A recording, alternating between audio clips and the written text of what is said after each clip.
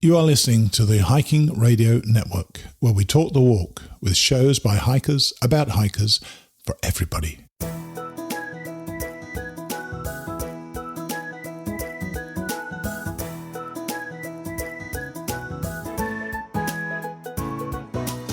Mighty Blue on the Appalachian Trail, the ultimate midlife crisis. Join Steve and his guests every week as he staggers from Georgia to Maine.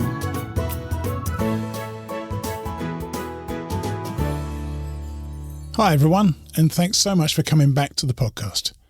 I'm Steve Adams, or Mighty Blue, and you are listening to yet another episode of Mighty Blue on the Appalachian Trail, the ultimate midlife crisis. On today's show, we have a really, how can I put it, forthright guest. Her name is Marissa Neel, and a friend of the show, Jash, referred me to her. Jash sent me a link to her YouTube channel, and I was immediately struck by her self-deprecating manner, her quirky behaviour, and her unbreakable spirit. We do get a little lavatorial in the beginning of the show, so watch out for that. But it was a really fun chat, and I can't commend her YouTube channel enough. Marissa will be on soon. We're also back on with Kate, who is delighted that Pennsylvania is in her rearview mirror. But as I warned her last week, she is discovering that the rocks don't stop at the Pennsylvania-New Jersey border. Kate will be on after Marissa. Finally today, Grandma Gatewood is on the verge of completing a hike. She reaches Baxter State Park. Just before I introduce you to Marissa, I wanted to, have a bit of a shout out to myself. I don't know if you recall, but a few months ago, the Hiking Radio network of 6 podcasts passed 1 million downloads combined. And that absolutely blew my mind. Astonishingly, this show, Mighty Blue on the Appalachian Trail, will be passing its own million download mark sometime in the middle or the end of July. I'm definitely going to be thanking you all then, but I wanted to mention and thank you all today for your support, as I've only just noticed how close it's getting to the mark. I've got a couple of other things to share with you, but I'll do that later. So let's get on with it. Here is Marissa Neel, or, unbelievably, Executioner. I'd like to introduce you to the least threatening executioner I think that I've ever seen. This is Marissa Neel. Hi, Marissa. How are you? I'm doing good. How are you? I'm pretty good. And I think we need to get the name out of the way first. Why on earth were you called the Executioner on the trail? Well, the name came about because I actually was wearing a bug net. Yeah, super hardcore executioner I am. I'm afraid of bugs, but the black gnats were they were flying into my ears, my nose, my mouth, my eyes. And it was driving me insane. And so I started just wearing my bug net 24/7. And I had given a gentleman a less than flattering trail name. And he ended up seizing the opportunity one day when I had lifted my bug net. Oh, what was that? No. You can't pass that. What was the name you gave him?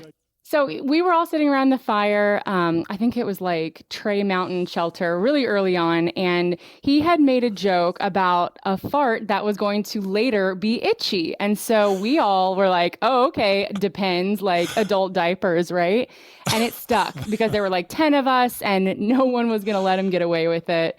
So a couple days later, actually, he was hiking with his stepson, who later became Spider Legs, and I actually got to finish on the same day as his son. So that was really cool. But he basically saw me eating and having that bug net still up on my forehead, and he goes, "All right, lunch lady or executioner?" And I was like, well, if those are my options, executioner for sure. But I actually only accepted the name a few days later when people started singing DMX, X gonna give it to you, she gonna give it to you. So I was all right, I have to, if they're going to have a theme song with it, I have to accept it. You wouldn't have got a theme song with Lunch Lady, would you? Let's face it. Not one that I would have been able to rock out to, I don't think. Exactly. Now, you started about a month after me last year, and you finished about the same distance behind me, so we never met. Yep. But I'm pretty sure I would have remembered you. I've been checking out your YouTube channel recently to prepare for this, and you are really, really funny. And I'm not sure always you're meant to be, but you certainly seem to be. I didn't think I was funny. I didn't think so at all. You started filming quite often as you were waking up. And there was this sleepy look at the camera in your eyes. So why did you do that all the time? So, okay, I'm not sure. Like, videoing your hike, you're either just like a complete narcissist or you have like a very unique perspective.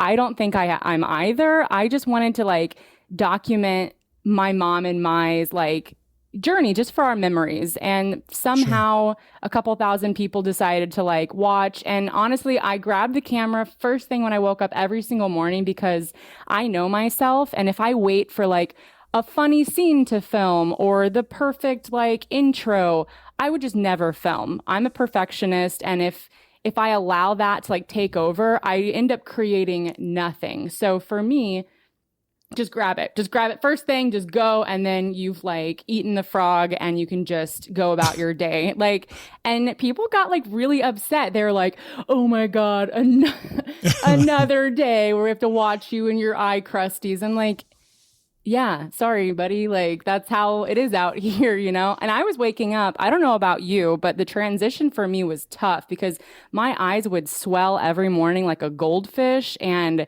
I don't know if it was the smoke or the extra salt I was eating or being dehydrated, but like I was like one of those goldfish for the first couple months. Funny enough, I wasn't going to go there because it might have been quite rude for me to have said that. Go there. No, because I did notice. I'm looking at you now. On you can't see me, but I can see you, and you don't look at all puffy in the face at all. So you're right. Your eyes were pretty bad. Was that just because from sleep? I think it was sleep. I think that like I just didn't know how to set up my tent on maybe like flat ground, or maybe I was like inverted sleeping. I don't know what the situation was. I think it was the smoke, salt, dehydration, and me just having a jacked up like sleeping arrangement. It just did not suit me at all. Now remember that I just looked at a very small selection of your videos because you got tons of them. But even one from for that, about every day. Yeah, I know. But even from that short selection, I found a few real gems. Firstly, tell us about eating guinea pig. First one I saw. Oh my God. So that was such a bizarre circumstance. So I ended up coming to this campsite really late. You know, like you don't know what's around you. It's dark. And so I showed up to the campsite pretty late, and it was a monastery or like whatever the equivalent is for monks. Greymore Friary. Yeah. And so I wake up in the morning at like 5 a.m. with moving trucks coming in to this baseball field. And I'm like, what the heck? Like, I'm a little hungover because we had like gone to like the gas station like that night and like grabbed some stuff to like camp with. Well, 5 a.m., these people are like moving in and we're like, what's going on? They wake us up with donuts, coffee. They're like, we're going to have a festival. You guys should come. And, you know, we're like, free food. Like, okay, we'll hang out for a bit. Time. Yeah. And they start loading in all these trucks. It's some religious festival. And this woman starts like shoving these enormous dowels up what looks to be the biggest rodent I've ever seen in my life. And at this point in time, like I need to eat about 5,000 calories a day. So I'm looking at these rats and I'm like, that is tasty. That looks good. So me and a few other people, we decide to just like wait to find out what they're cooking. And then we're going to hike on. Well, that turns into like, it's 2 p.m. and we've been asking around. They're like, Goya. We're like, oh, cool. What's Goya? And they're like, guinea pig. And we were like, we want to try this. Like, we have to eat it. So now we've wasted an entire day of hiking. We're not going anywhere because we want to sit here and eat guinea pig. So we decided to go buy one. They're like $60. No. And I'm like, oh my God, I cannot pay. I could go to PetSmart and buy a guinea pig for like $5, like, and cook it over a fire. So we're trying to try and convince some people around us. And at this point in time, we're dancing, we're eating, we're drinking, we're celebrating this patron saint of something. And a woman comes up to us and she's like, hey, I know you guys have been like eyeing the guinea pig all day. Like, here's a chunk of it. And we shared those little legs and we just were like, yes, we did it. We didn't waste the day. Like, we didn't hike anything, but we did a new cultural experience. So, and it literally tastes like like an oily duck. Like, chicken plus duck. It's always and, like, chicken. Everything tastes like yeah, chicken. it's just chicken. And it was just so cool because this woman was like double teaming 2 guinea pigs, rotating them over this fire. It was just such an experience. And I actually found out later that that's like common. Like that's not an unusual thing. Well, funnily enough, you did. I carried on watching after that because I was fascinated by you eating this guinea pig, and you returned to it several times in the hours following with several comments about your stomach, which actually leads me on to the next piece of film I just dipped into, literally, and I didn't miss any out here. Another one was the film of a privy. Yeah. But it was interrupted by the view from the privy, where you'd obviously decided to carry on filming when you sat down to do whatever it is you were doing. And why not? Like, what an experience. Oh, quite right, yeah. And then you closed the lid with your foot. Do you recall what you talked about right after that? No, you're going to have to help me out here. I'm going to help you out there. You started to talk about morning defecation. You said it interrupted your morning sleep, and that every morning you had to make the decision. That's a hard call. Okay, now I remember. Whether or not to poop in your sleeping bag or get up. Yeah, and that's really, I felt like that's really when I had hit like the prime hiker trash, because I actually a few mornings entertained the idea, like, what can I poop in so that I don't have to stand up? And it's not it wasn't the waking up portion of it. It wasn't like getting going. It was the fact that every time I would stand, the tendons in my feet would kind of like feel like they were tearing back open. And I was like, if I could just delay breaking both of my feet every single morning by like pooping into an old chip bag or something, like I would do it. But no, I don't know what it is. I think that I just eat really healthy when I'm home, and on the trail I was like Garbage Monster. Maybe that should have been my trail name. But that was funny. That's a hard call. And actually, I will share some TMI with you that all right, here we go. Several thousand people already know because they already watch my videos. The best piece of gear I ever brought with me on the trail was a 99-cent plastic cup that I would pee into and I would throw out of my tent, because if it's raining and I'm in my dry clothes and I have long, thick hair, and if that gets wet, it's not getting dry like for 12 hours. And so I never wanted to leave my tent. Once I was in and dry and settled down, I'm not going to get up at noon or at midnight. I'm not going to get up at 3 a.m. I'm not going to get up at 5 a.m. to like put my wet shoes on and like go pee. So telling you what, plastic cup, all you newbie hikers, 99 cents is the best money you'll ever spend. Now, when we spoke about doing this interview, you served up some amazing quotes, one of which was in response to me remarking you seem like an up person. You told me that you're high energy at all the wrong times. Yeah, I don't think what do you mean by that? I thought that was such a really great expression. I feel like I'm only high energy when it's like inappropriate to be so. Like when everybody else is excited about something, you look over at me and I'm like the Daria. I'm just like, we just have to do what's expected. Like, okay. And I don't know, like for me, I just don't want to I want to be excited about things that like genuinely make me excited. And like, I don't want to sit here and like play nice just because people expect me to like something or like want to do something. I don't know, like, and inappropriate things like make me energetic. Like I get excited about like talking about pooping and peeing on the trail because who's talking about this? Like that stuff you got to do like 6 times a day, baby, and you better figure it out. So let's have a conversation about it. Yeah, inappropriately motivated was the expression you eventually used, which was terrific. Now let's step back a bit. So how did you learn about the AT in the first place?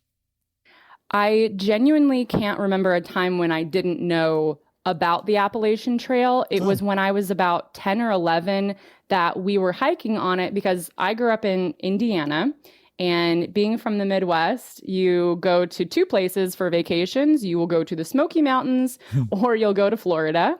And we used to go for like spring break, fall break, summer break, always the Smokies. But funny enough, like never any other part of the trail, like just Gatlinburg and all that. But I remember hiking and I saw a man and a woman, scrawny and hairy and dirty. And I was like, what is going on? And they just basically looked homeless. And I looked at my mom and I was like, what's going on with these two? And she's like, oh, they're through hikers. Like they're going to stay in these shelters. And I was like, why? Like what? And she's like, just to do it. they go from Georgia to Maine, and like it's 2,000, I think it was only like 2,000 miles at that point. But she was like, yeah, they go for it. And I was like, wow. Like, I don't remember the first time I ever, saw a supermodel or race car driver or whatever. I remember seeing a thru hiker and just being like, holy shit, can you imagine having the life that you can literally just walk? Like, you are just one with nature, one with, whatever, and have the life that allows you to leave for 6 months. And that is what I wanted. I was like, I will do this one day. Like, I always wanted to do it. And wow. It wasn't until like I was much older and I actually kind of had my feet pressed to the fire of like getting married and stuff, where I was like, okay, it's now or never. Because Jeffrey's not going to like that, by the way, my feet pressed to the fire about getting married. Hey, he knows me better than I know myself at times. I shift so quickly, and he's just the rock. And when I actually prefaced to him, when I just like casually explained to him, and I didn't explain to him like, oh, I want to go through hike. I said, hey, my sister and I are going to go hike 50 miles of the Nantahala. And this was in 2017, I believe, 2018 maybe. And he was like, oh, okay. And I was like, I could like start from there and just do the whole thing. And he goes, all right, well, let me know what you decide. And I left and I hiked. And my sister the whole time was saying like how fun it was. But I would say, we could just go right now. We could just start like right from here. And then it was like July. You can't start in North Carolina in July, but I'm crazy. So, and the whole time I'm thinking like I could just keep going. Like we could just keep going. And it was not a thought for her at all. She had no desire to do it. And that's when I kind of was thinking, all right, maybe this is something I'm being called to do. And I came back from that trip and I talked to him and I was like, hey, so he's like, yeah, we should talk about like getting engaged. And I said, funny you should mention that because I'm going to go through hike the Appalachian Trail. And he goes, okay, well, of course you are. And I think this summer is the best time for you to do it because I'll get all of my flight hours and he's a pilot. So he has to get 1,500 hours to move on to the next level of commercial piloting. Oh, right. And he was like, all right, well, if you're going to do it, like now's the time. So he was great. He's perfect. I must say, and I'll share with the listeners this, that when we spoke before, I said, he must be quite a guy because you come across as incredibly independent. So good for him for just being so accepting with things like that. So what was it about that experience that made you think this was something you really wanted to do? Or had you already decided anyway, you really definitely wanted to do it? Or was that experience the one that really made your mind up? I think that I don't think I'm unique in the idea that most thru hikers have an idea that one day I would like to do it, but actually putting pen to paper, quitting your job, selling your house, that's a whole other idea. So I always had this romantic idea of one day I will do this, but my sister's older than me, but not too much older, just like 2 years older than I am. We have so much fun. We also argue a lot. And so it was kind of like, if we were not arguing on the trail, we were crying. We were laughing so hard just about the stupidest stuff. Like I remember we woke up at the stone fire tower with that gorgeous stone view. It's like a stone wall. Oh, I know. And, yeah. Is it Wyboard? Wyboard? Yes. We woke up that morning. And I'll never forget this as long as I live. We were so sore. We were in so much pain. And we were sleeping in the same tent. Actually, the tent that I took on my thru hike, it was the same exact one, just cheapy Amazon tent. But she rolls over and she goes, last night I thought I heard a big crash and I thought it was a bear. And I thought it took my food bag and I was going to go out there. But then I realized if it took my food bag, I wouldn't have to carry it today. And we died laughing. We were like, and it was just that kind of stuff. Like the situations that we got into. And the first night we rolled up, we parked, I think it was Neel's Gap, and it was dark and we had seen a bear right before the sunset. So we were like, oh my God, bears are here. There are bears, how you are the first time you see a bear. Sure. And we rolled up, we parked, we set up our tent, and there was another tent there. And we were creeped out. We were like, oh my gosh, who's out here? Like, we're just scared. We're like, oh.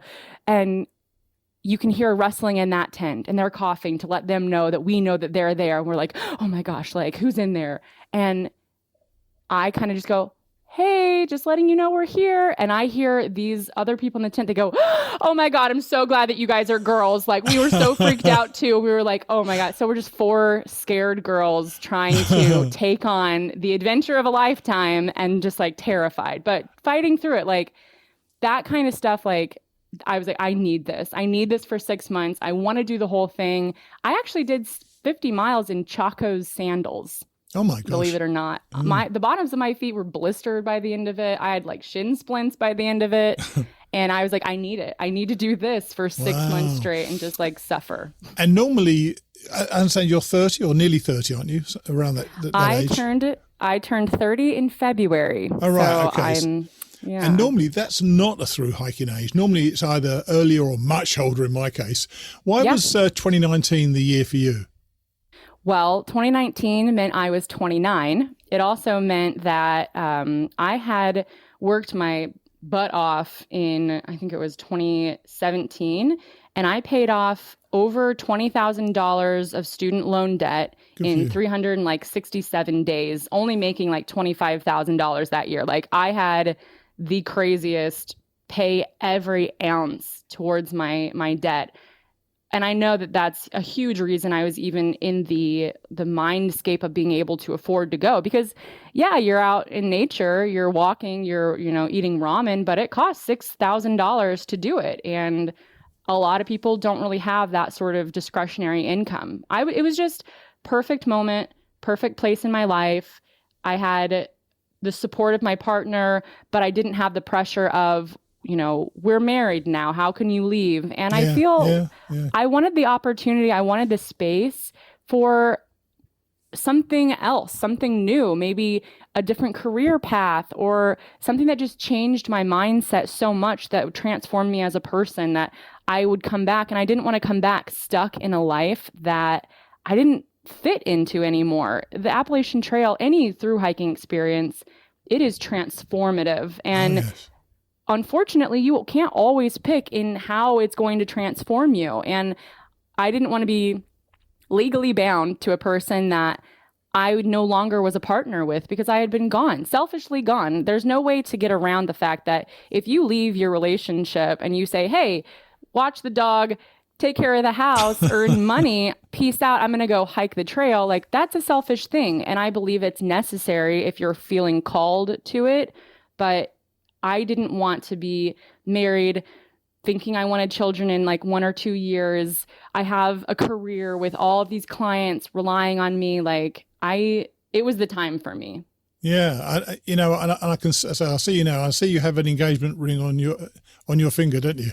So, yeah, I do. And I presume it's still Jeffrey, isn't it? Yes. Well, I was lucky enough to not transform in a way that made me and him incompatible anymore. Exactly. Exactly. Very, very important. So your mother obviously knew about the AT because she told you these straggly hikers were AT hikers. How did she come to join you on the trail then? So after I hiked the Nantahala 50 miles with my sister, we actually hiked to an Airbnb just outside of, what's that Nantahala town? It's literally the Nantahala. And I'm telling her the whole time, like, I really loved it. It was so much fun. And I was like, you're the reason that I'm now going to have to like leave my life for 6 months. And once I finally decided that, 2019 was definitely my year, I just let her know. And I said, also, screw you, because now I have to go do this and suffer for 6 months because of this like wild hair. I just got the itch, And I was like, it's all your fault. Fast forward 3 months, 2 months later, she sends me a text completely out of nowhere. And she goes, I'm coming, or I'm going with you. And I was like, you're going where? What are you talking about? Like, my mom lives in Indiana. I live in Phoenix, Arizona. I'm like, you're coming here? Like, what's going on? She's like, I'm hiking the trail with you. She put her, 3 weeks notice in, bought all of her gear, and we set off. And my mother had every single intention and still has every intention on finishing the trail and hiking it. She actually wants to hike it all the northern direction. She doesn't want to do like sections south. Right. So she hiked over 850 miles with me. And it wasn't until the last mountain she did was the Priest, and she hurt her ankle about 3 days before that. And I didn't hear a peep from her. She was a little slower. She wanted to end the days a little earlier, but then she could barely make it down from the Priest. Her ankle was as big as her thigh. Like, my mom is 90 pounds. My mom is itsy bitsy, teeny weeny. Yeah. And it kind of worked out perfectly that we had planned on taking a vacation, having my Jeffrey and having her husband Hank meet us on the trail and take us to Charlottesville. We were going to spend a few days just seeing the city and relaxing. And actually, Hank hiked up a mile up onto the Priest to surprise her halfway, nice. Down. And when she saw him, she just burst into tears. She had her pack off and she literally just burst into tears, and she was like, I feel like my hike is over. And we were like, no, it's not. We're going to get you to the doctor. Everything's going to be fine.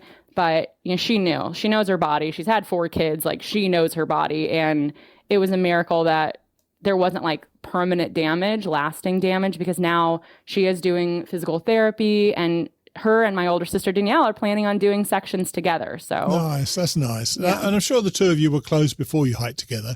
Did hiking and being together 24/7 add any tensions to your relationship? Because after all, she's still your mum, and as I mentioned earlier, you don't strike me as a woman who would take second fiddle to anybody, and that's a compliment, by the way. Thank you. I accept the compliment. What was that dynamic like? My mom is my mom. She wants to take care of me. It doesn't matter if I am, a 50-year-old and a freaking Olympic weightlifter. Like, I can be the most jacked up, like, balls to the wall, strong woman. My mom is still going to be like, how much water have you had today? Like, are you okay? Are you feeling good? Like, my mom she's a mom, and she's the best mom ever. And at times when you want to have an independent, adventure, and you want that struggle, and you want to like be scared and make decisions on your own, and you have your freaking mom being like, now, Marissa, you got to make sure that you filter your water like this. I'm like, shut up, like, leave me alone. And it's so funny because I am a late riser. My mom is an early riser. My mom is like up at 5 a.m. all of the time. And she would kind of sit around in the mornings and like wait for me to like rustle around. And I am not a morning person. And so, of course, like, my mom would grab our bear bags down, and she would like unzip my tent and like throw my food in there. And like, I'm like, oh, now I have to wake up. And so I told her, I was like, you can't do that anymore. Like, we got to find a new system here. We got to like put something into place. And she was like, well, what do you want me to do? I was like, all right, grab my bear bag, put it in front of my door, and then quietly walk away. And we laugh about that now because it's like so ridiculous that someone's literally like hand delivering me my bear bag. But my mom would have carried me on her back the entire way if she could, just to keep me from feeling a bit of uncomfortability. So there were absolute tensions. There is not a moment now that we don't look back on and laugh. And like, the highest tension moments are the ones that we you laugh cry at the most. laughing about. Oh my God. We slept in the same tent during the really, really cold nights, like anywhere between 26 to like 32 degrees. We would sleep together because my mom had a Z-Pack tent, and she would breathe, and then it would snow down on her all night. So my 2-walled tent was better. And plus, we wanted to be like snuggled up and warm. There was one morning, she gets out of the tent. I'm dying thinking about this still. She gets out of the tent, and her knees are kind of like crinkly, and she's like slowly getting up. She gets her foot caught in the back of the tent door, and I put my hand on her butt so she doesn't fall backwards on me. Well, my mom, who is as dramatic as I am, launches herself forward. She turns around, she looks at me, and she's like, you pushed me. And I was like, I did not push you. Yes, you did. You pushed me. And I was like, I did not freaking push you, Mom. And we still die about that now. Like, she'll shoot me that same look, and I'm like, I didn't push you. So she stopped, and because Hank turned up, and she went home with Hank, I presume. Yes. Did you consider stopping yourself at that stage, or was there never any thought about that? We had conversations before that kind of that dealt with the what ifs. Right. What if I get injured? Would she continue hiking? And she said no, she would not continue hiking. But I was like, bullshit. Yes, you would. I will be in a rascal scooter, like yelling at you from every trailhead to keep going. But she said if she got injured, she expected me to continue going. And that's very in line with my mom. My mom is not a martyr. My mom is not poor pity me. She's not a victim. She hurt her ankle. That's just the tea. Like, that's what it is. And that doesn't mean that I shouldn't continue on. Good. For me, I put so much. I had to have very hard conversations with video clients that relied on me, only a handful, thankfully, that relied on me to continue their online marketing business. And I had to have hard conversations with my partner. Hey, I'm not going to contribute financially. Take care of our dog. Like, for me, it was this year, it was 2019 or it was never. And Yes. Quitting was not an option because I had sacrificed so much and I had relied so heavily on my support system that what kind of an idiot would be like, well, I just don't want to do it alone. Like, no, do it alone. That's the trail you're given. Like, that's your challenge. And you don't get to pick what your through hike is like. You are going to get some snow, or you're going to get a weird thing, or someone's going to quit, or that is the universe telling you to try harder, like accept the challenge and rise above it. So once you were on your own, how did that shake up the rhythm of your hike? And I ask that because I know you had a tough time straight away, didn't you? Oh my God. Like, I spent the first 4 hours of my brand new solo hike just hysterically sobbing. Like, my boyfriend dropped me off at the trail and he was dropping me off and I was alone because I was in a bubble. I hadn't seen people for a few days before, and I knew that I basically didn't know anybody that was around me. I saw a bear within the first 3-4 hours of hiking. I stopped and called Jeffrey probably 8-10 times that day, and I was just like, I just can't do it. I know I got it, but I can't. And he's like, just go, just walk, just focus on your feet, just every step. And of course, my mom and I had a big tearful goodbye, and I'm just like, I felt guilty. I felt like I pushed the pace too much. I still beat myself up about that. I feel like if only I had gone slower, if only I had done this, if only I had done that, she would have been able to do the whole thing. And I don't like to beat myself up, but I still sit with the guilt of that. It was just hard. And it was the first time I had ever camped by myself was that first night. I packed up, I packed out 5 p.m. It was so early. I stopped hiking because I was so terrified that I just set up my tent and I was like, okay, if I sit here long enough, somebody else is going to come and I don't have to camp alone. And that didn't happen. And I remember the sun is setting. It's not nice, is it? It's not nice. Oh, holy shit. I'm going to die tonight. And I have to and I put a podcast on. I fell asleep. And in the middle of the night, something hit my head through my tent. It felt like something pawed at me. It went boom right on the back of my head, and I woke up and I was like, oh my God, what's here? And I was like, I get to choose. I can die defenseless, cowering in my tent, or I can fight. And so I grabbed my knife, I unzipped my tent, and I shot myself out onto my hands and knees, and I was like, come get some. And I literally turn around and a possum is running away from me. A baby possum, Steve, a very small baby possum.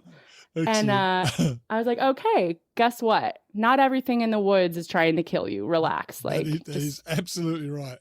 And just calm down. And another of the, I guess, eye-raising things you said to me when we talked before was when I asked you how you grew on the trail. You said that you were, and I'm going to quote this because I wrote it down. You said that you were terrified of your own potential. Oh, yeah. How has that manifested itself then? I am the kind of person that when confronted with an opportunity to have conflict, I do not shy away. I love to kind of have a nice little verbal debate, right? I like to confront issues if they require it. And now I feel that I don't need to. That was a huge change personality-wise from the beginning to the end. because by the end, I'm like, I have nothing left to prove. I could say all of whatever, but guess what? Like, I am steadfast. I know what I am capable of, and how that translates in my own business and at home. Sometimes I'm terrified of my own potential, because I look around and I see people freaking out about toilet paper, people freaking out about this. They're mad that they're in, rush hour. And I'm like, you fools, you don't even know. You have no idea. And I kind of I kind of feel like, like I could take on all of this, like, and even go so much further than I ever thought possible. Like, I feel like women in my generation, the 30-year-olds, because I am a millennial, and we always were told that we were badasses. Like, who told somebody my age that we weren't? Like, we played soccer, we played softball, we were on the wrestling team. Like, but there's so much more to tenacity when you can be vulnerable and also, like, strong. I think that you were definitely vulnerable in your videos. There's no question about it. I mean, you put it all out there on display, didn't you? Really, which was just amazing. And funnily enough, and the last one I actually looked at was when you were walking into Baxter. It seemed really bittersweet for you, and you were looking forward to seeing Jeffrey and your mum, but you were sad that it was almost over. And I felt the same. Well, not about seeing Jeffrey and your mum, obviously, but going back to real life, I'm sure that a lot of us do. So, how do you explain that almost dichotomy? The last night I actually camped on the trail was the final night of the 100-mile wilderness. And that was one of the hardest nights for me. But it was also an experience that I needed to have, because it really helped me kind of close the chapter. And it really helped me get very sick and tired of doing this freaking hike. And although I hadn't yet accomplished my goal, I knew that it was within reach. I knew as long as I don't break a bone in my legs, because if I broke my arm, I'm still doing it. I don't care. But as I experienced that night, and just for a little backstory, I was hiking with two girls, Rocket and Rooster. They were like my squad at the end. And we pretty much did the last month and a half together. And we always had the dream to do a 30-mile day. For me, that was like the epitome of just stupid to what me. I never. Oh yeah, super stupid. Like, and spoiler alert, we got about 0.6 away from doing it. We actually did not accomplish it, which drives me insane. I am such a perfectionist. I still I hate it, but I never got to do that. But by the end of the day, we had hit 29 point something. I had gotten stung 5 times by bees. My feet felt like they were going to break off of my body, and it was dark, and it was raining, and it was freezing cold. Nice. And it had been raining for 5 days in the 100-mile wilderness, so everything's already damp. And we came up to a shelter. It was full. We could either continue hiking, or we could just camp there and call it a day. And we did. We ended up stopping at just short of our 30-mile day. But I was laying in my tent. Actually, that's not true. I was sitting up in my tent, butt naked, and scratching all these hives that were starting to come up. My eyes were swollen. My ears were swollen. I had completely parallel hive marks all over myself. My boobs covered in hives, all of it. And I just sat there naked. I didn't even have my tent properly set up. Water was pouring in. I didn't have any of my sleeping stuff on the ground. I was eating dry pasta because I didn't want to actually turn my stove on. Nice. And one of those girls were like, hey, are you going to be okay? And I was like, I don't know, guys. My eyes are swelling. Everything itches. I'm just going to lay down. And I took some Claritin, and they genuinely said they didn't know if I was going to be alive when they woke up in the morning. I was that swollen. But what are you going to do? I'm going to hike 30 more miles to get out of the freaking 100-mile? No, I'm just going to lay there and hope everything works out. So that was my final experience camping on the trail. And I was like, you know what? I've had enough. This was fun. I'm ready. I'm ready to go. And I don't know why the bees love to sting me. And I've done it. I've done the suffering. And now I get my cherry on top. I get my reward. I get to see that sign. And even now, thinking about Katahdin, it still will make me burst into tears. Well, your mum was with you, wasn't she? And Jeffrey, weren't they? And we didn't know, and I didn't know at all whether or not she was going to be able to finish with me, because Jeffrey had arranged for his mom, my dad, my mom's husband, and Jeffrey to be in an Airbnb, to actually like be in Millinocket. Yeah, and well, actually, a little outside of that on Schoolig Lake. But I knew my family's going to be there, but we had to get those reservations like a month before. So I had to like keep that timeline up, and so much pressure of, am I going to make it on time? You know, and I'm tired and I'm in pain. And the bittersweet aspect of the trail for me was that I just love to be challenged. I love to suffer, and that's wild and like bizarre, but I didn't want to stop. Like, if I had had more money, if I had not been gone so long, like if Jeffrey wasn't a thing, like, I don't know, like maybe I just would have gone and done a different long trail. But like, I was getting so much fulfillment and like rewarding personal experiences, and I was so grateful that I got to do it, that I just didn't want it to end. Like, I had just seen a moose. Like, I get to see moose now. Right. And I know. Maine amazing, is so beautiful at that time. You finished your through hike in late September, right? No, I finished my first one in late September. My second one last year was in August. I finished in August. Well, and you're right, September was so much better a finish in terms of the changing colours and things like that. Stunning. The blueberries, the golden ferns, the fog. Like, I live in Phoenix. I am obsessed with fog, and like it's just so beautiful. And it would make me like, this is going to sound soft coming from a girl named Executioner, but it would make me weep on top of these mountains. I would be looking at like fog and gorgeous colors, and I'm just like, I get to do this. I'm so lucky. Like, and I still feel it. Well, Steve, I'm going to cry right now. Like, I just feel so lucky I got to do it. I get the same feeling. Look, I recommend to everybody, they go and look at your channel, Marissa, because there are, just in these few things I saw when I was preparing for this, she's hilarious. So I'm going to put a link in the show notes, and I really thank you for coming on. It's been a lot of fun, and I appreciate your tolerance for my technical difficulties beforehand. All right. Oh no, all me. I'm a videographer, but I'm not an audio engineer, so I don't know. Okay, well, I appreciate it. Good to talk to you. Okay. Thank you. You too. Cheers then. Bye. Bye. What a woman, eh? I think she's funny, grounded, and full of amazing one-liners that really made me think. I know you've heard it from me before, but I think it's always worth repeating. On my 2 hikes of the Appalachian Trail, it was always the girls who impressed me the most. The trail seems to attract a certain type of fiercely independent, dedicated and resilient women, and that I think will be almost never found in such numbers elsewhere. Marissa is another in that long list of women who have enhanced my life, either by meeting them personally or interviewing them for our show. How lucky am I, eh? I tell you, if these are the leaders of our future, bring them on. Talking about strong, resilient women, Phoenix, our woman of a certain age, is staying at the secret shelter. Let's hear how she's getting on.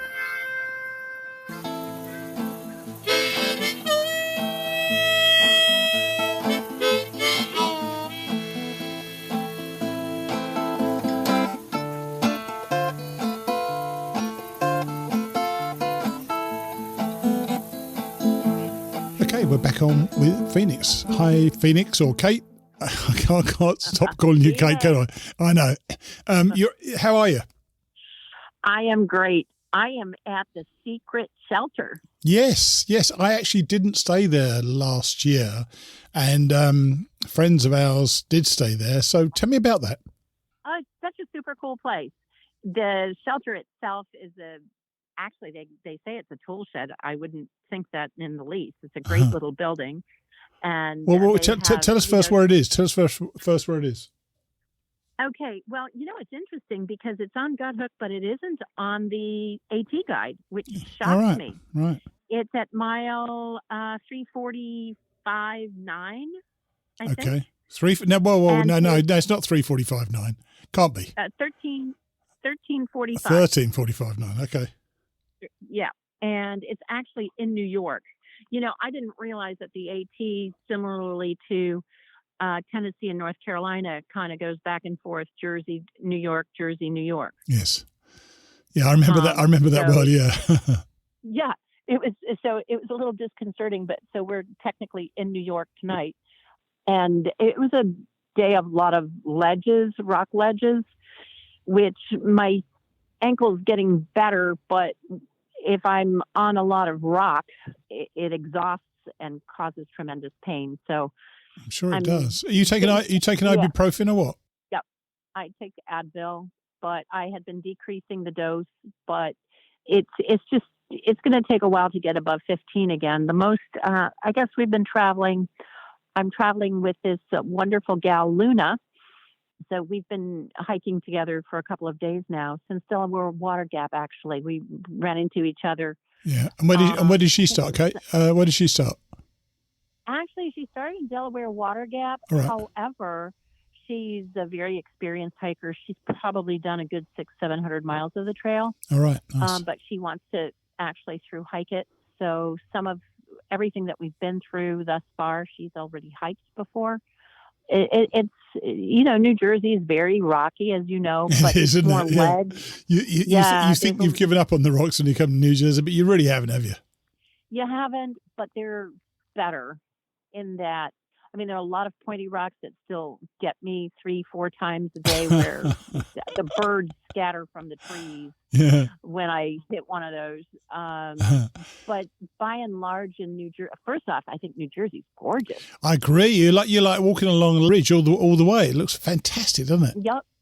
Yep. And I climbed up, Luna and I climbed up Culver Tower. You sent me a picture of that, and I don't recall that. Probably because I was too. Oh, I think I do. You come into a little bit of a clearing, and it's on your left. Yeah, that's right. Oh, yes. Of course, I didn't climb it because basically, unless it was on the trail, I wasn't going to climb it. Well, it was definitely on the trail by the same token, and it was a sturdy one. It wasn't a rickety structure. So, and there was a big cell tower near it. But the views from up there were beautiful because you could see from whence we came and where we were headed. Yeah, sure. To the tower, the High Point Tower. Yeah. So, but I think that the views have been really pretty. The landscape's been beautiful. The trail's very narrow, as you may recall. Yes. I mean, you're brushing against foliage on both sides of you the entire, for a lot of it. And yes, there are a lot of rocks. But what are you going to do? What are you going to do with your ankle? If your ankle's giving you jip now, it's going to carry on giving you jip, I presume, or is you don't have the option? It's getting better every day. Oh, it actually is getting better. And what are you treating it with? What are you doing? Just the. I have it all taped up. Oh right, okay. I have it all taped up, and I have a neoprene sleeve that gets put on it as well. And I watch every step, but every so often there's an oopsie, and but it's definitely getting stronger. And anytime that there's flat, then I can do some miles. But today was particularly hard because so much of the day was on ledge and rock. So every step was on a rock instead of on dirt.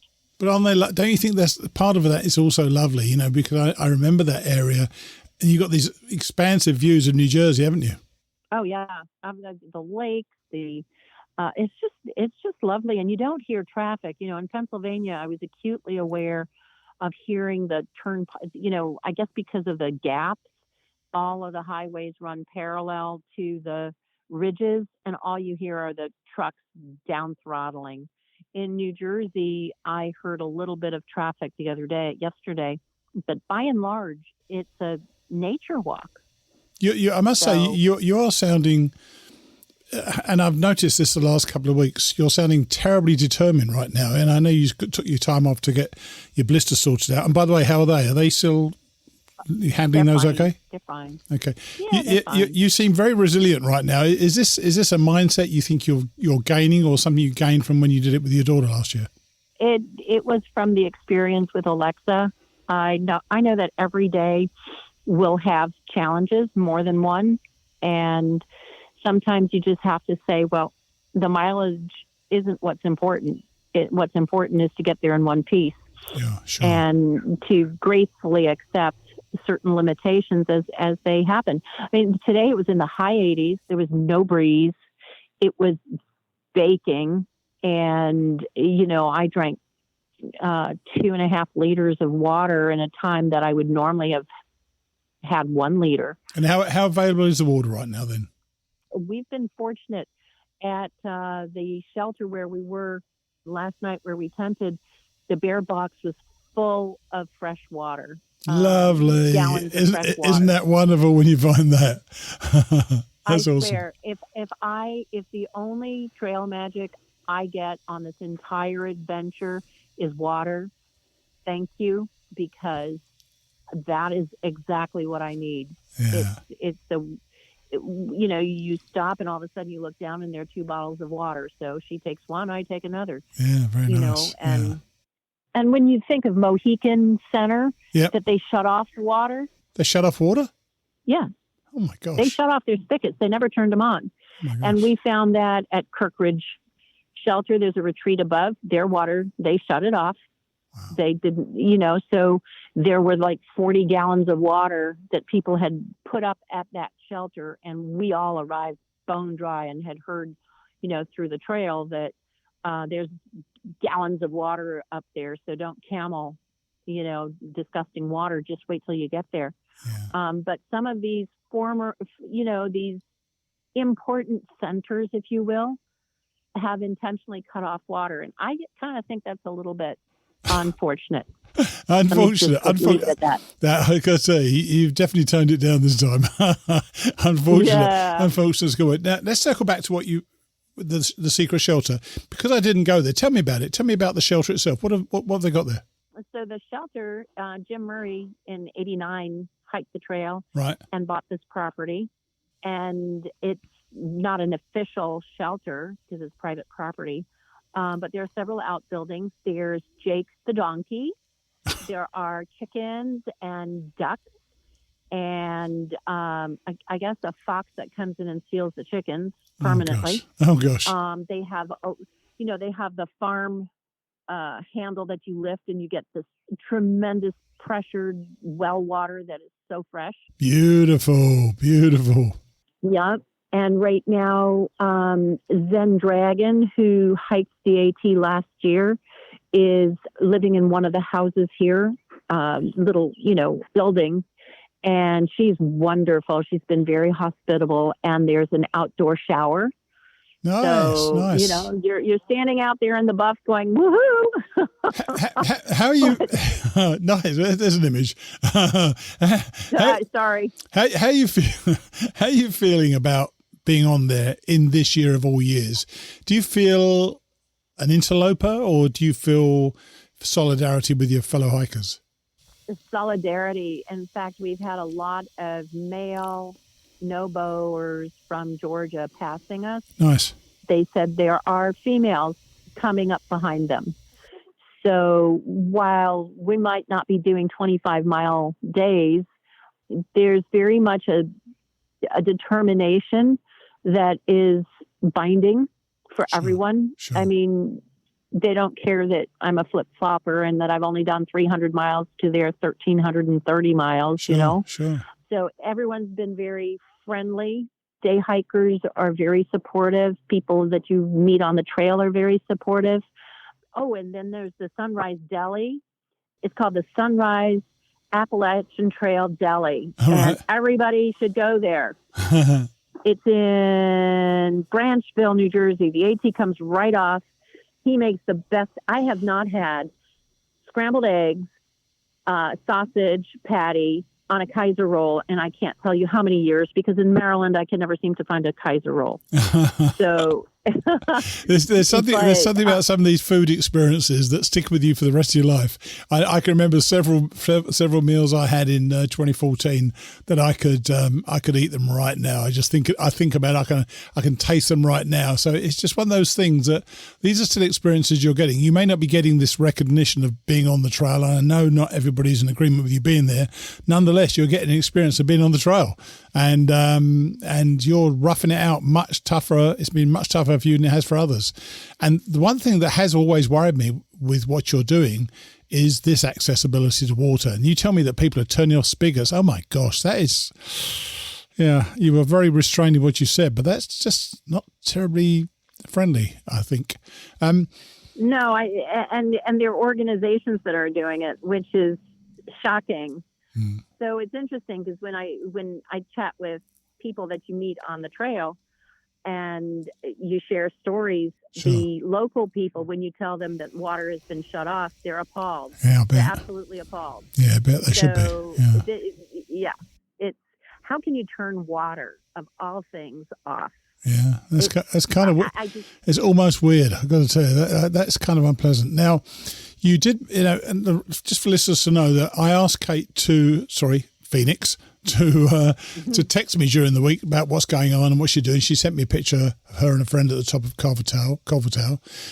You also mentioned in the text that you've done some stealth camping. Was that by yourself or was that with her? With her.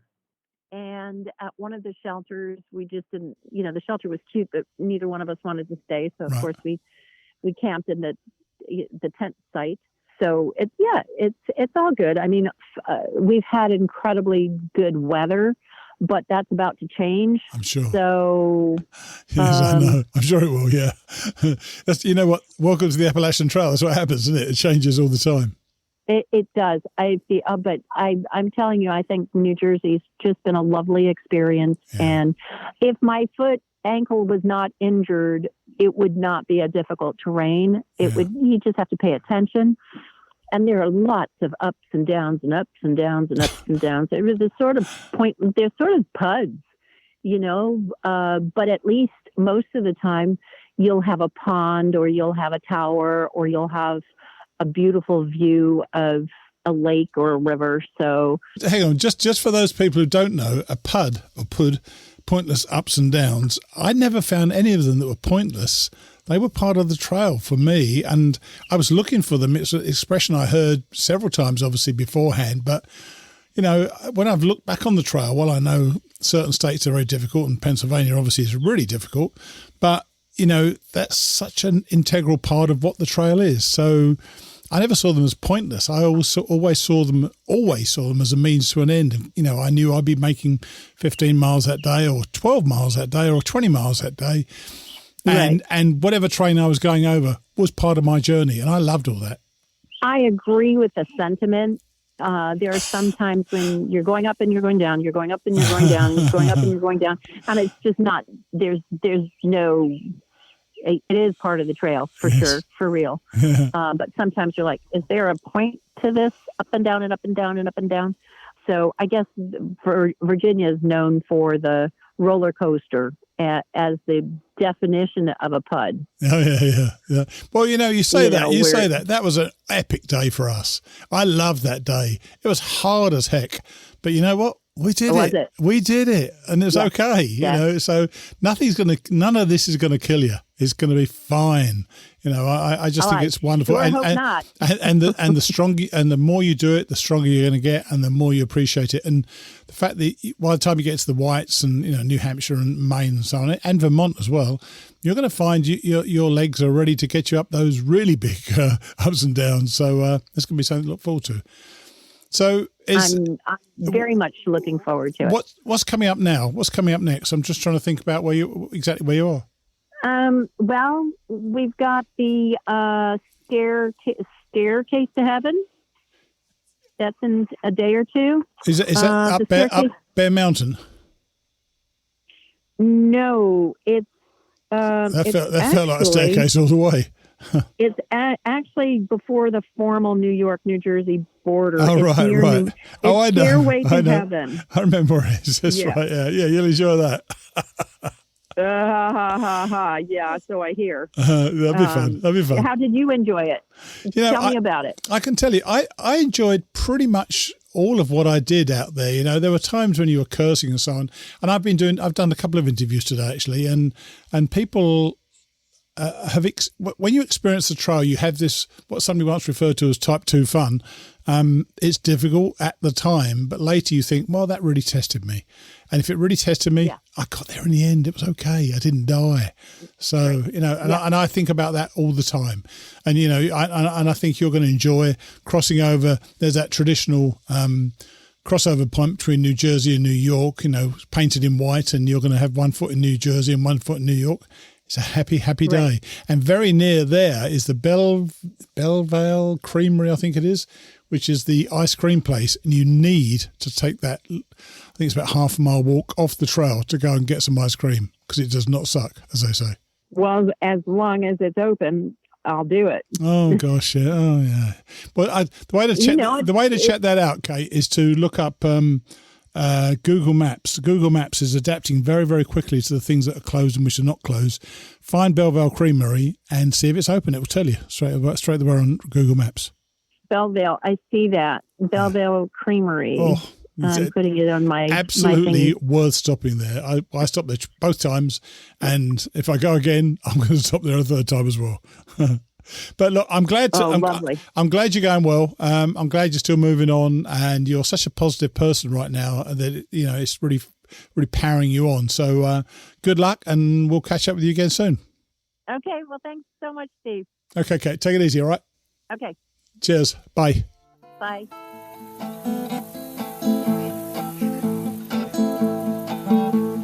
Hang on, it's not quite over.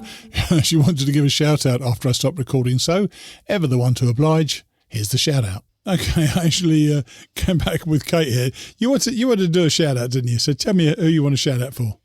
Okay, I want to shout out, as I said before, to Sunrise AT Deli, Silent Prairie, and Randy. Thank you so much. You took great care of us. You guys are awesome. And I heard you were super busy for the rest of the day, so that's great. Lovely. And also at Silent Shelter, shout out to Zen Dragon and Jim. Thank you for an amazing, amazing experience here. This is an oasis, and it's just such a lovely setting. Thank you. Very cool. Very cool. She's doing it. Fighting off her ankle pain and, well, just getting on with it. Nice one, Kate. As always, I wanted to thank all of you who donate to the shows. Every week when I mention this, somebody else finds our donation button at the podcast page at mightyblueontheat.com, and a few more bucks help us really significantly. Thank you so much. Before I get on to Grandma Gatewood's Walk by Ben Montgomery, I wanted to remind any of you who haven't heard it already that the Devil's Backbone Brewery is looking for, wait for it, a chief hiking officer. Yep, a chief hiking officer. They're going to hire somebody who wants to hike the AT next year, somebody who has a good chance of completing the trail, somebody who has a digital platform to share the brewery's message, and, oh yeah, they're going to provide the winning candidates gear, get them on the trail, and provide them with loads of beer at kind of parties along the way. And on top of all that, they're going to be paying 20 grand. This is awesome. So, apply now. I'm going to. I'd love to go for a third time in my 60s. What a gig, eh? So now we're coming close to the end of Grandma Gatewood's journey. There are still a couple of chapters to go, but I must say I've loved reading this book.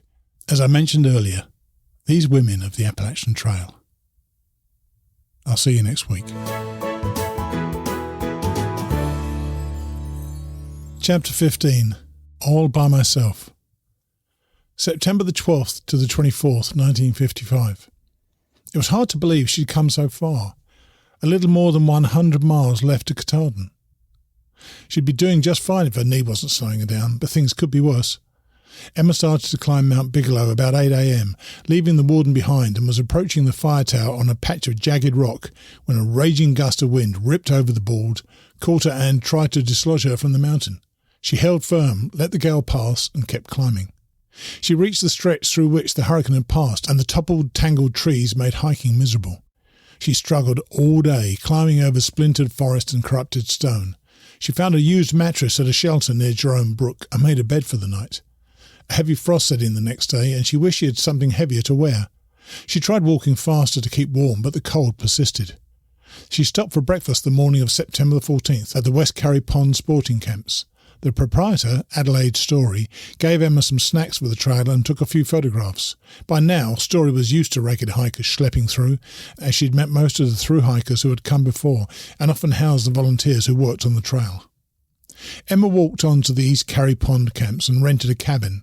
Franklin Gaskell ran the camps and his wife was out of town, so Emma cooked a biscuit supper for the man and his son. The next morning, Gaskell knocked on Emma's cabin door and told her she should join them for breakfast. He had a surprise.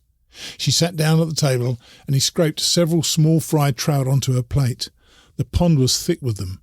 Emma had never eaten trout before and she loved the meal, devouring each one. She followed a tote road past Pierce Pond and on a few miles more to the Kennebec River, arriving in the afternoon. There was no bridge across the swift-flowing rocky stream. A forest warden, Bradford Pease, met her there with a canoe. He handed her a fat life preserver and she climbed aboard, bundled in a headscarf against the cold. Pease paddled Emma across the river to Caratunk, where a small crowd was waiting. Chief Warden Isaac Harris tugged the canoe onto the bank and greeted Emma.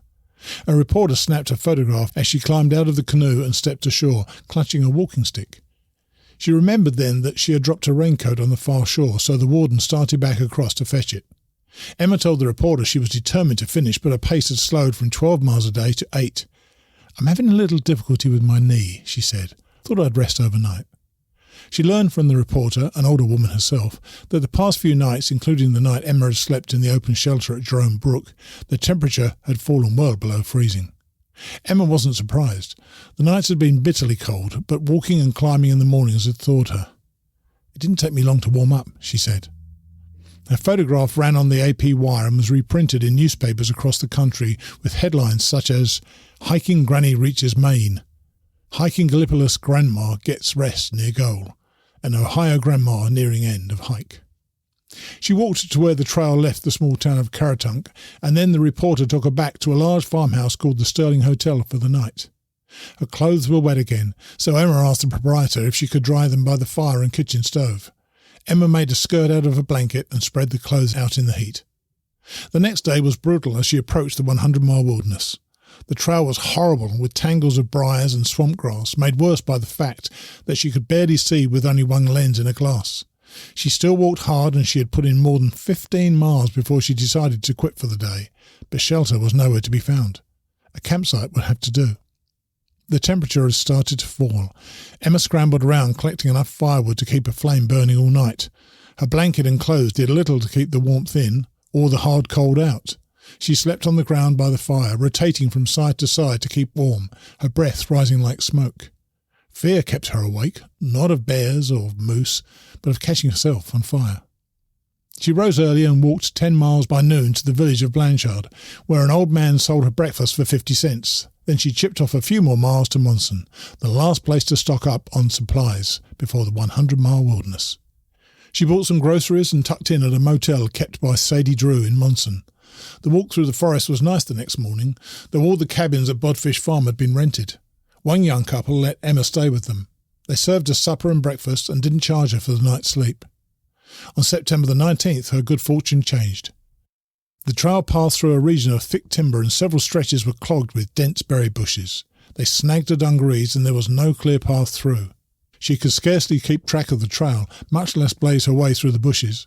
She climbed 5 peaks in the barren Chairback Range, over rocks and around roots and through gullies, and past the old stumps of white birches. Darkness had fallen by the time she walked into the Long Pond camps, exhausted. A man showed Emma to her cabin and served her supper before she took a quick bath and fell asleep. The tote road that carried her to White Cap Mountain was smooth, the walking easy if a bit chilly.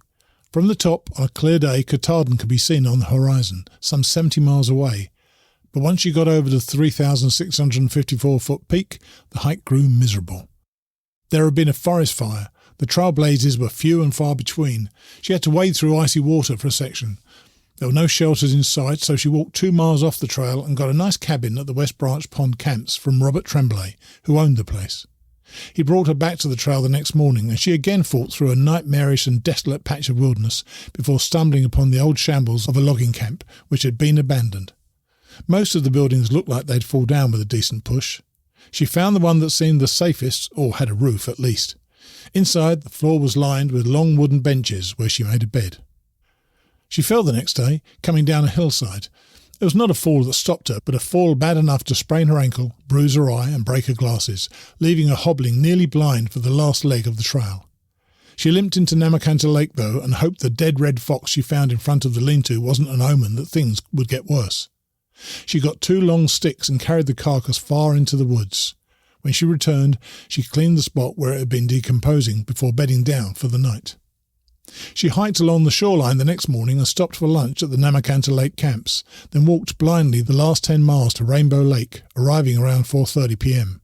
Katahdin jutted from the earth above the tree line on the opposite bank, and the sinking sun lit its peak. As Emma walked into camp, she recognised some of the men she'd met the year before. They were surprised to see her after the experience last year, but they were ecstatic. They couldn't believe she'd come all the way from Georgia. One of the men washed down his clothes for her, and she dried them on a line in cabin 5, the same cabin she'd slept in on the last trip. She washed her long grey hair and dried it, then sat down to supper of meat and vegetables with the men. They treated her like royalty. Somehow, the place felt like home. PC was gone for good, and Emma was changing. Her children noticed that she was happier than they'd ever seen her. She had time to read more, time to garden, time to walk to visit friends, the freedom to travel. "I am more than glad to be free of it all," she wrote in a diary. "Have been happy ever since." Nelson graduated high school in 1941. The only social activity on Barker's Ridge was at the Baptist church, where they had fire and brimstone revivals in the summer.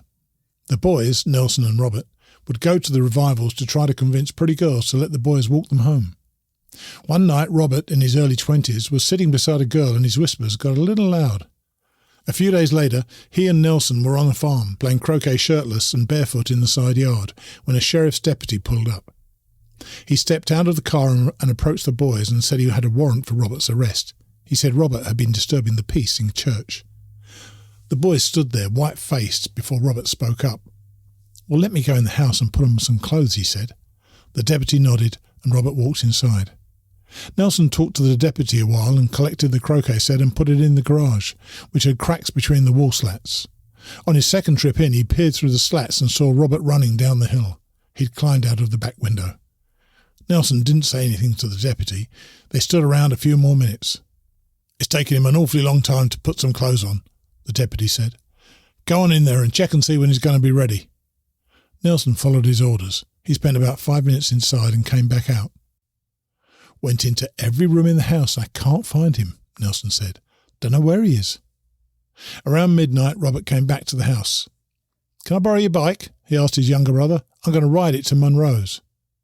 He left the bike in Gallipolis, at least 30 miles away.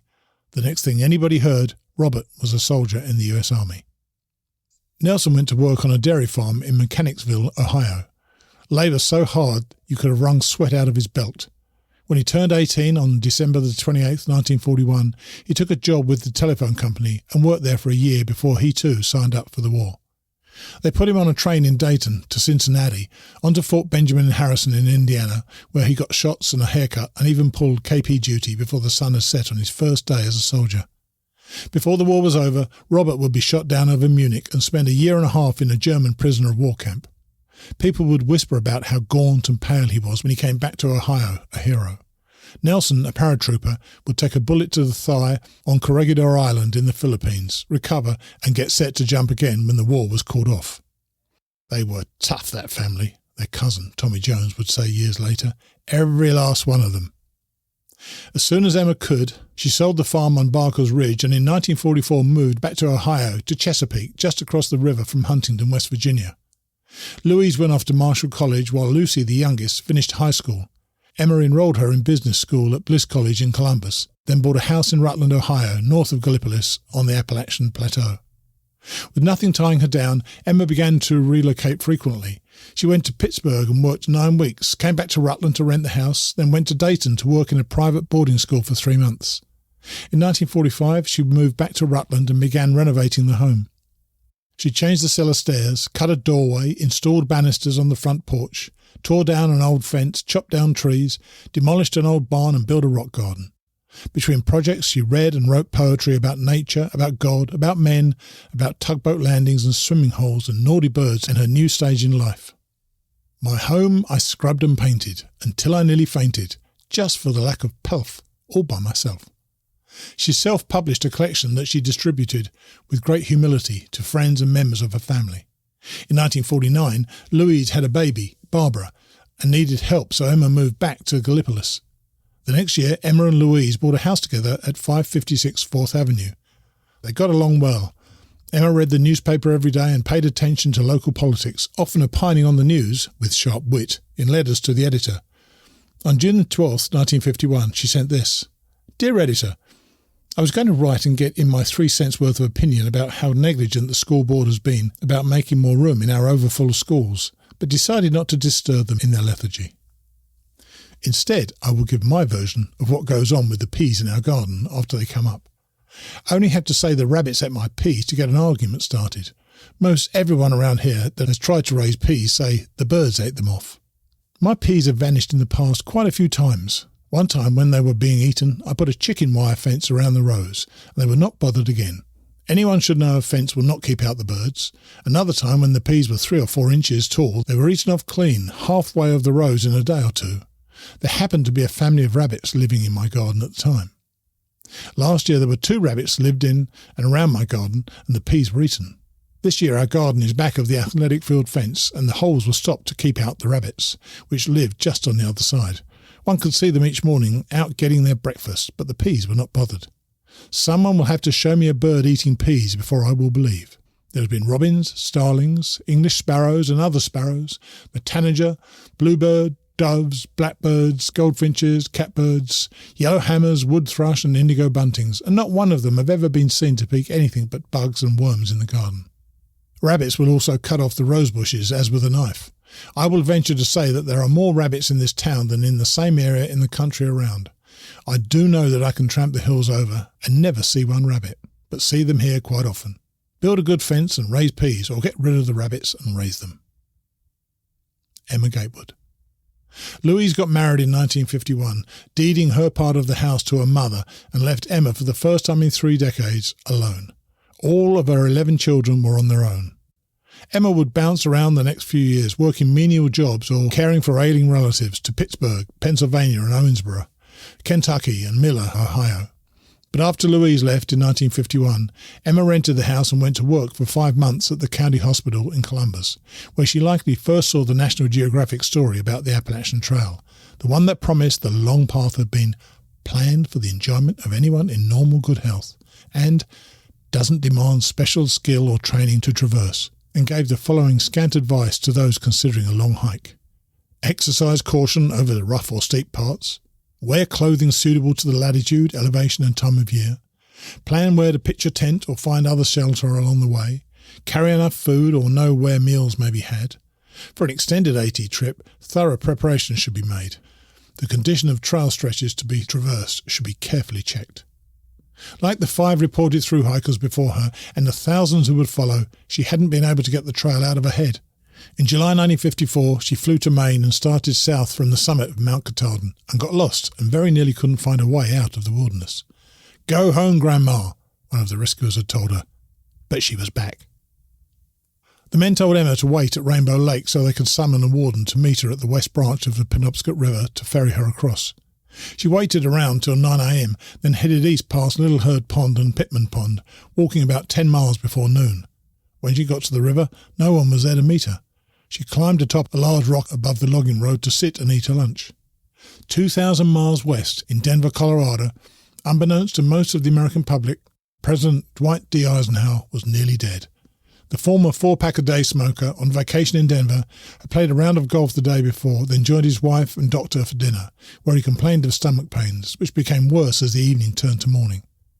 The man whose legacy would be the interstate highway system had suffered a heart attack at the age of 64, which would stick him on the 8th floor of Fitzsimmons Army Hospital for 7 weeks and keep the nation on edge into the following year. Back on the Appalachian Trail, the woman who had never had so much as a cold wasn't on her rock long enough before she saw dust plumes trailing 2 cars headed her direction. The warden climbed out of one, Mary Snow from Sports Illustrated and Mrs. Dean Chase from the United Press in nearby Millinocket came out of the other. Emma looked worn out. Her eye was still bruised, but she seemed to be in good spirits. After the greetings, they climbed in the cars and drove a mile or so to a canoe launch. The warden pulled the boat off the top of his vehicle and slid it into the freezing water as the women talked. Mrs. Chase snapped a few photographs as Emma, the warden, and Mary Snow piled into the vessel and started for the other side. The warden had affixed a small motor on the boat, and they were across in no time. Mrs. Chase took the car around and was instructed to meet them at the campground near Katahdin. Emma and Mary Snow stepped ashore, thanked the warden, and began their hike together on a path alongside the Penobscot River. They talked as they walked.